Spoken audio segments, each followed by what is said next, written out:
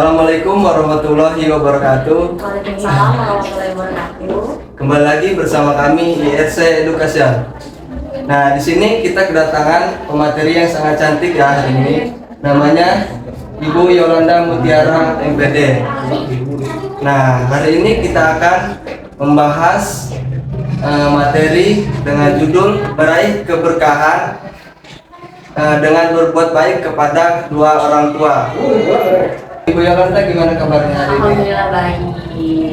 Puasanya gimana, Bu? Alhamdulillah lancar. Insyaallah. Alhamdulillah ya, Bu ya. Ya. Nah, hari ini kan kita membahas materi tentang meraih keberkahan dengan berbuat baik kepada orang tua nih ya, Bu. Nah, apa pendapat Ibu dengan materi tersebut, Bu? Oh ya.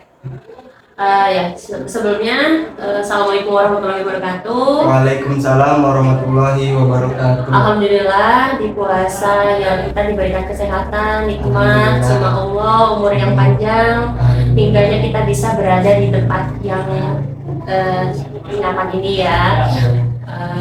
Menurut Ibu, untuk meraih keberkahan terhadap kedua orang tua terutama ya, apalagi ini di bulan suci Ramadan, itu sangat-sangat spesial kalau misalnya kita berbakti kepada orang tua. Bukan berarti di bulan suci Ramadan kita berbakti saja, tapi di hari-hari lain kita harus berbakti kepada kedua orang tua.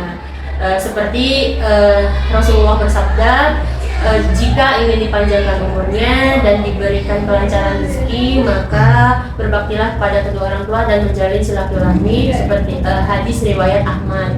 Nah, jadi kalau kita ingin meraih keberkahan, terus ingin dilancarkan rezekinya, diberikan umur yang panjang, kita harus patuh dan berbakti pada kedua orang tua.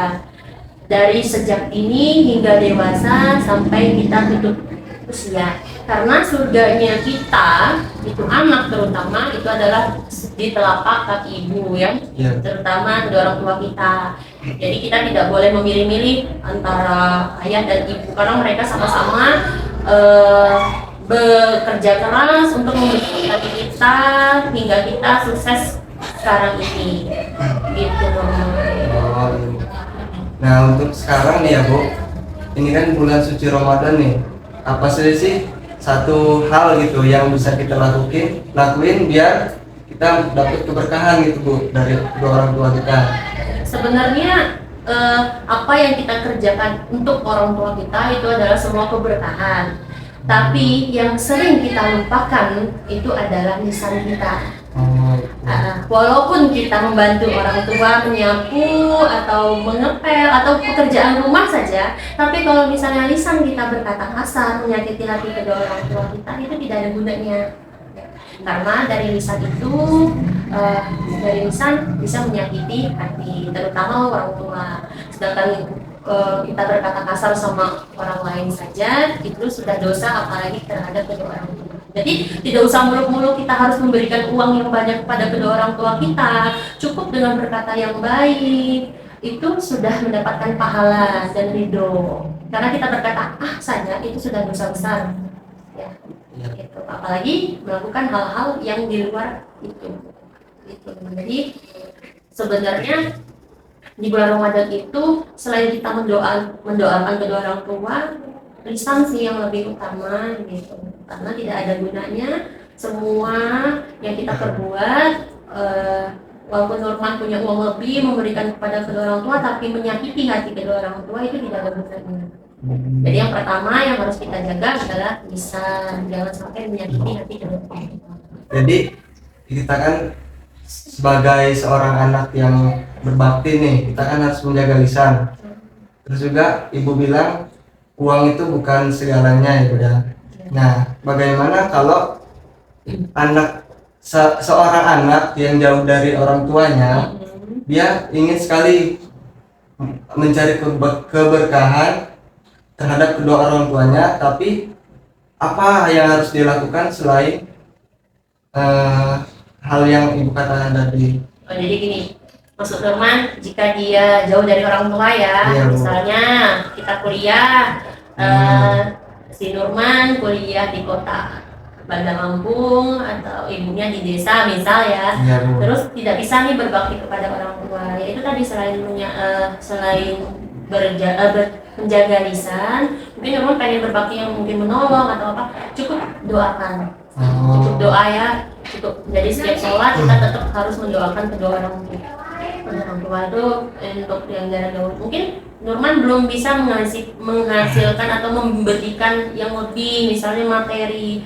Jadi cukup Nurman jangan mengecewakan kedua orang tua, kuliah yang benar, dan cukup mendoakan saja agar orang tuanya sehat. Itu sudah membuat orang tua senang. Baik, Bu. Neko-neko lah gitu intinya. Kalau yang benar aja udah orang tuanya udah senang, dan itu udah pahala buat Nurman gitu. Pertanyaan terakhir nih, Bu ya. Ada nggak sih kisah inspiratif ibu atau pengalaman ibu untuk berbakti kepada orang tua, Bu? Jadi gini, semua orang tua pasti pengen yang terbaik untuk anaknya, terutama orang tua ibu. Jadi orang tua ibu tuh nggak muluk-muluk melihat anaknya bahagia aja, itu udah hal yang positif buat mereka, ya kan? Kalau mereka sih pengennya anak semua sukses dan bekerja, dan ibu buktikan itu, ibu selesaikan kuliah ibu, pendidikan ibu dari S1 sampai S2, dan bekerja itu sudah membuat mereka bangga. Jadi jangan pernah kecewakan mereka atas pengorbanan mereka, dan ibu buktikan bahwa hingga ibu menikah pun ibu buktikan ibu bisa seperti apa yang mereka inginkan, dan alhamdulillah untuk saat ini mereka cukup bangga terhadap pencapaian ibu saat ini. Jadi nggak muluk-muluk sih, semua orang tua pasti pengen lihat anaknya sukses. Jadi kembali lagi, jika tadi seperti hadis riwayat Ahmad, jika ingin meraih keberhasilan, kesuksesan, dilancarkan rezekinya, berbaktilah kepada kedua orang tua. Itu untuk semuanya juga. Terima kasih kepada Ibu Yolanda karena hari ini telah banyak menginspirasi kita dengan materi yang telah disampaikan tersebut. Terima kasih kepada Ibu Yolanda Mutiara karena telah memberikan materi pada hari ini. Saya sebagai host pamit undur diri. Jika saya ada kesalahan, saya mohon maaf. Saya akhiri. Assalamualaikum warahmatullahi wabarakatuh. Waalaikumsalam warahmatullahi wabarakatuh.